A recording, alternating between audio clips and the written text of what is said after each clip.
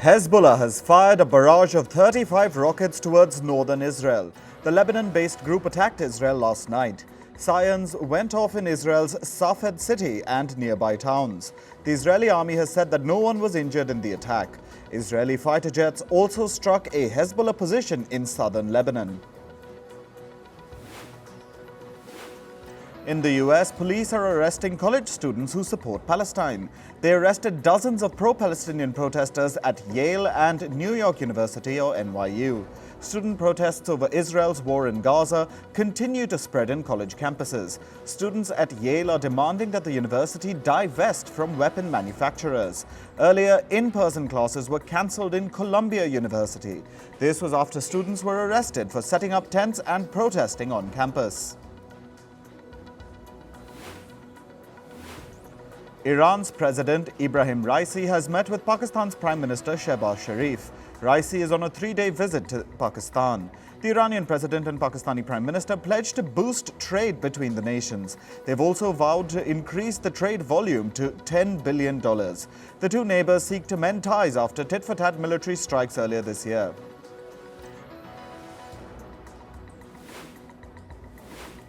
Meanwhile, Turkey's President Recep Tayyip Erdogan met with Iraq's Prime Minister Mohammad Shia al-Sudani. This was in Iraq's capital, Baghdad, yesterday. Erdogan and al-Sudani held talks on security, economic and energy cooperation.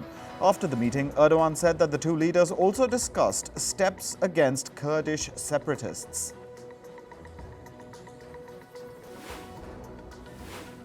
Yesterday, North Korean leader Kim Jong-un oversaw the country's first ever nuclear trigger drill. It was to simulate a nuclear counterattack. Pyongyang said the exercise was in response to a US-South Korean joint air drill. South Korea said that its neighbor fired several short-range ballistic missiles into the Sea of Japan. Two Malaysian military helicopters collided and crashed during a training session this morning. All the 10 crew members on board were killed. The incident occurred at the Lumut naval base in Malaysia's western state of Perak. The Malaysian Navy has said that it will carry out an investigation into the cause of the accident.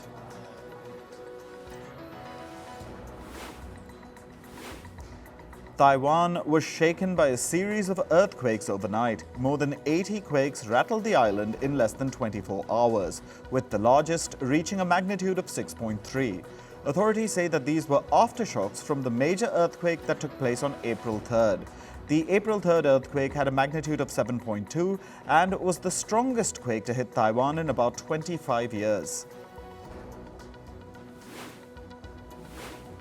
Australia's Prime Minister Anthony Albanese has described tech billionaire Elon Musk as arrogant. This was after Musk accused Australia of censorship. An Australian judge ordered Musk's social media platform X to hide some posts. These were related to last week's knife attack on an Assyrian Orthodox bishop in Sydney. X, formerly known as Twitter, had blocked the post for its users in Australia, but X refused to block the content for users outside the country. The British Parliament has approved the contentious Rwanda Asylum Bill. The bill designates Rwanda as a safe destination to deport refugees arriving in the UK.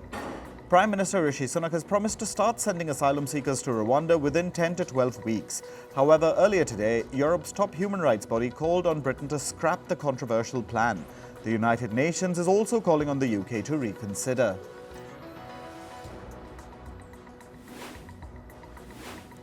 A Russian airstrike hit a television tower in the Ukrainian city of Kharkiv yesterday. This led to a dramatic collapse of the 240-meter-high tower. Videos showed the tower breaking in half before falling to the ground. Broadcasting signals were disrupted across Kharkiv. In New York, a jury heard the opening arguments in a case against former US President Donald Trump. This is in Trump's hush money case.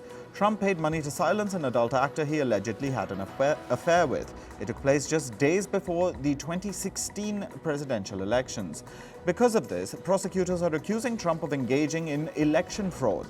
Meanwhile, the defense says Trump did not commit any crime. One of Trump's lawyers said, and I quote, "There's nothing wrong with trying to influence an election.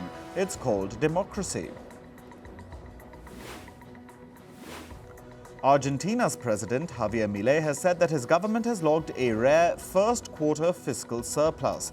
This is for the first time in 20 years. Milei said that his government has recorded a surplus of more than 275 billion pesos. That's about $315 million. Milei went on to thank Argentinians for enduring his economic policies. The country has been rocked by regular protests against Milei's austerity measures. In climate news, on Earth Day, US President Joe Biden announced a $7 billion grant for residential solar projects. The ambitious project will power nearly 1 million low-income households. According to the White House, the grant will also create at least 200,000 jobs. Biden also announced that young people can submit applications to join the American Climate Corps. It prepares people for jobs in climate-related industries. According to reports, students from Columbia University, Tulane University, and the University of Virginia have filed legal complaints over their university's investments in fossil fuel. The students argue that their schools' investments in planet-heating fossil fuels are illegal. They have written to the attorneys general of their respective states. These students have urged them to scrutinize their university's investment decisions. Emergency responders are battling multiple wildfires in Western Canada. Several fires broke out in the last few days, while some have been burning since last year. The fires are being fueled by an extremely dry season. Canada's government reports concerning trends of high temperatures and extreme drought conditions. According to a report by the European Union, Europe is the fastest warming continent on Earth. Temperatures are rising at a rate that is twice as high as the global average. In 2023, Europe's temperature was 1.1 degrees Celsius higher than the average. 1.1% higher than the average. Heat-related deaths have increased by 30% in the past 20 years.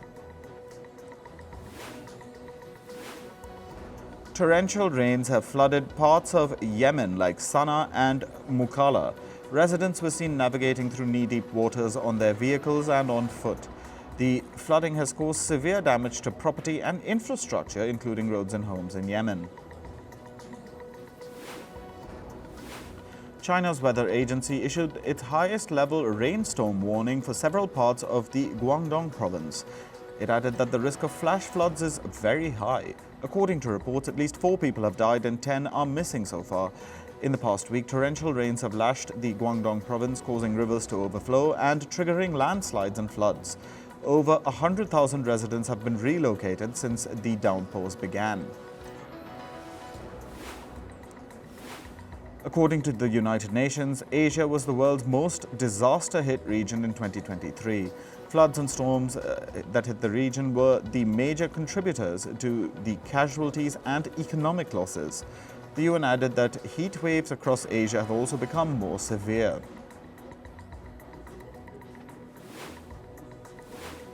Meanwhile, the United Nations also stated that workers across the globe are facing health hazards linked to climate change. These are mainly people who carry out heavy labor in hot climates. They face threats from harsh UV radiation and are at risk of vector-borne diseases. It added that people working indoors in poorly ventilated areas also face high risks. On to business and tech news. American supermarket chains Kroger and Albertsons are planning to sell nearly 580 stores. This is to ease regulatory concerns around their proposed merger. In 2022, Kroger announced its plan to buy Albertsons for nearly $25 billion. However, the deal has faced regulatory hurdles. The U.S. Federal Trade Commission fears that the merger may lead to job losses and store closures. Meanwhile, America's Federal Trade Commission has also filed a lawsuit. This is to block the merger of the parent firms of two luxury brands, Coach and Michael Kors. Last year, Coach's parent company, Tapestry, proposed the acquisition of Michael Kors' owner, Capri. The acquisition would be for $8.5 billion. However, America's FTC says that the merger would reduce competition in the market. American health insurance giant United Health Group has flagged a data breach. It said that hackers potentially stole a large amount of personal data from its systems. The firm added that they were hacked by a cyber criminal group earlier this year. United Health said that the health information of many of its customers has been compromised in the attack.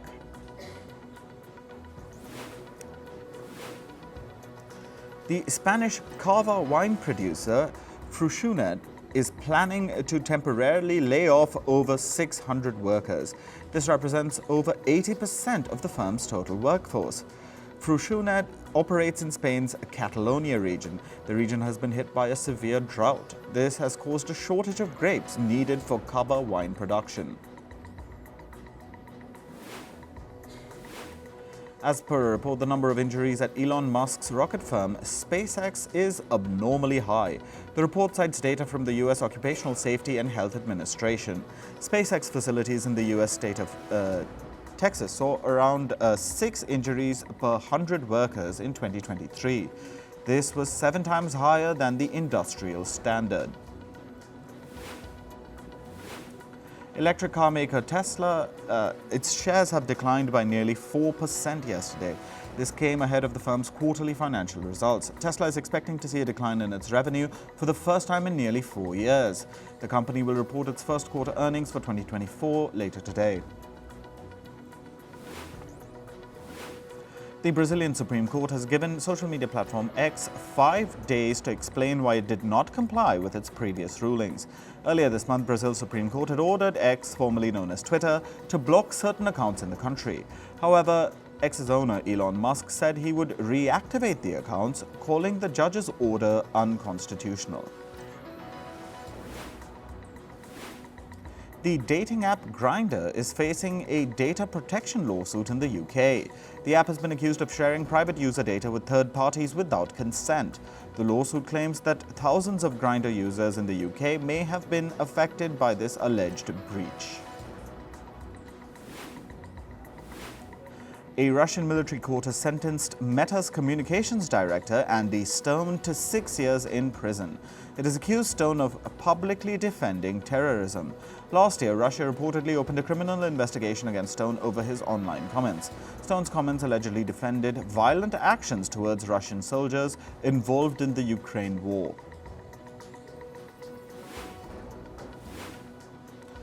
Tech giant Apple is reportedly close to finalizing a deal with the global football governing body, FIFA. This is for worldwide television broadcast rights for a new football tournament. The deal is expected to be worth around $1 billion. FIFA is reportedly planning to start a new World Cup-style tournament in the US from next summer. And moving on to sports proper, we start with cricket and the latest from the Indian Premier League.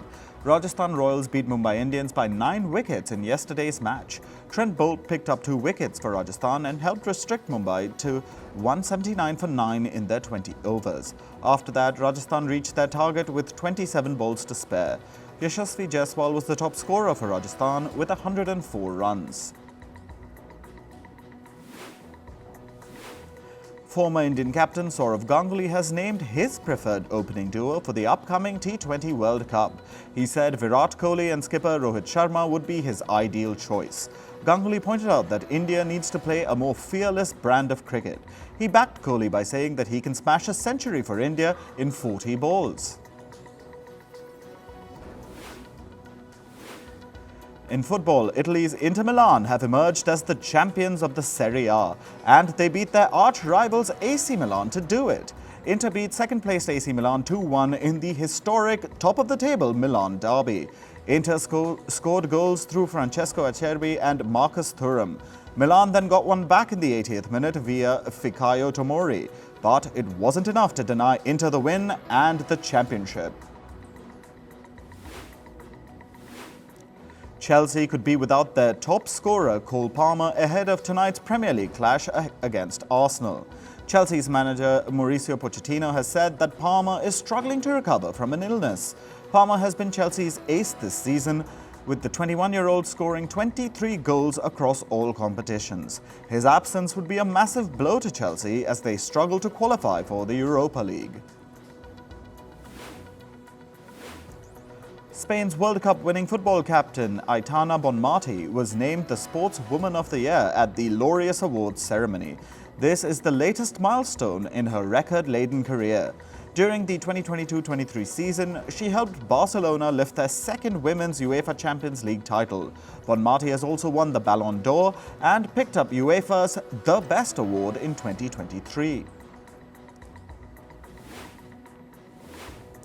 Meanwhile, Novak Djokovic won the Sportsman of the Year award at the Laureus Awards.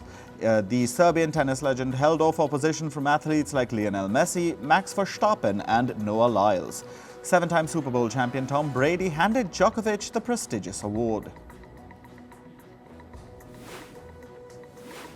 And speaking of Djokovic, reports say that he won't be participating at the upcoming Madrid Open. Djokovic has reportedly pulled out of the tournament and isn't part of the main draw. He will instead be focusing on next month's French Open. Djokovic has participated in 4 events so far this season, and he hasn't won any of them. Meanwhile, former tennis world number 1 Rafael Nadal will feature at the Laver Cup later this year.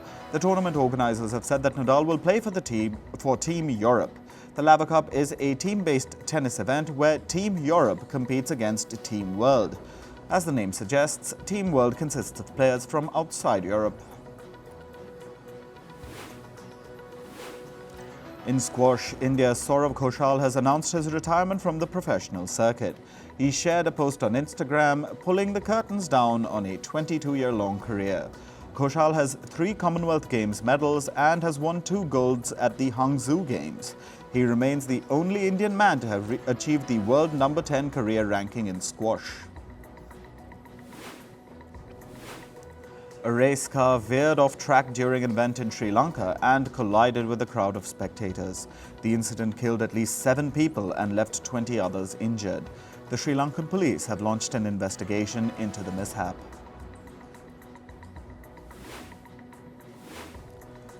To entertainment news now, the organizing committee of the Oscars 2025 have changed some rules for the ceremony. Some of the biggest changes are that up to 3 composers will now receive individual statues if they've contributed to a film. The movies shown in drive-in theaters will no longer be eligible to qualify for the Best Film category, and in the Screenplay category, makers will have to submit the final shooting script. The annual Producers Guild of America Awards will take place on February 8th next year. The ceremony will be organized at the Fairmont Century Plaza in Los Angeles. The award honors the work of producers in the film and television industry. Films and shows releasing between January 1st, 2024 and December 31st this year will be eligible for the awards. Taylor Swift has revealed the meaning behind her songs featured in the Tortured Poets Department album.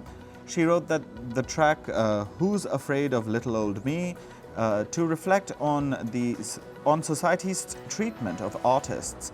The song My Boy Only Breaks His Favorite Toys is about being valued in the beginning of a relationship which later changes.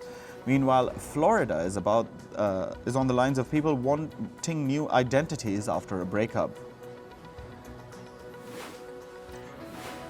South Korean boy band BTS has launched a mental health initiative with UNICEF.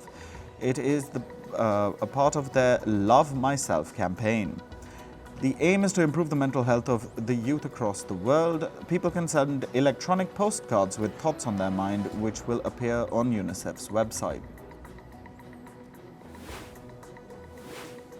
Singer Celine Dion appeared for an interview for the first time after getting diagnosed with a neurological disorder in 2022. The singer recently appeared on the cover of a magazine. In the cover interview, she stated that she felt strong and positive about the future. She is taking it one day at a time. Celine Dion has been diagnosed with stiff person syndrome, which causes muscle spasms, making it challenging to move. The trailer for Marvel's upcoming film Deadpool and Wolverine was released yesterday. The characters of Deadpool and Wolverine are seen in an intense fighting scene.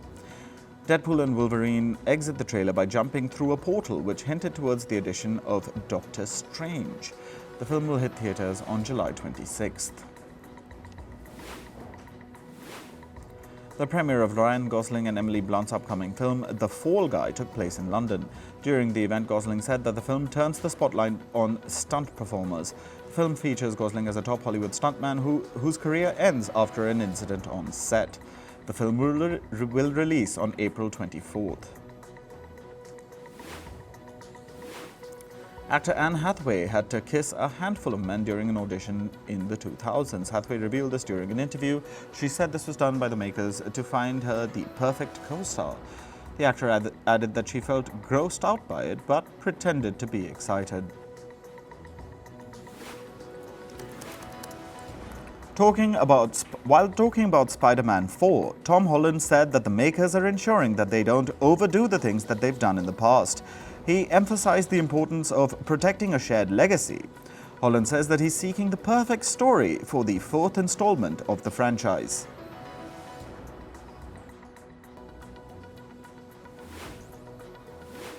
Australian actor Rebel Wilson has claimed in her memoir, Rebel Rising, that she was invited to a wild party in 2014 by a British royal family member. She revealed that drugs were served as candy in a tray during the party. The party organizer was a US tech billionaire who is 15th or 20th in line to the British throne.